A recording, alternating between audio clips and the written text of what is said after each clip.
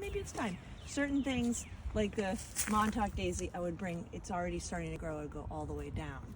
Other things like overgrown catnip or catmint, you could leave all of this if you wanted, but I'm not going to because I'd like to see the bulbs coming up. It's now getting to the time where it's like, if I cut it, if I do this and just put that around, then you can see the stuff coming up. So that's what I'm gonna do, and I might cut some things down to like here, but I would start doing that now, but there's also no rush because it's like a little nuance with the insects. Some of them are activating or hatching now or have already, and some won't come until June. So it's like you gotta hit the plants that you want or feel you need, like wait on the flowering stuff, forsythia, whatever. Roses, now's a good time. Grasses, do grasses.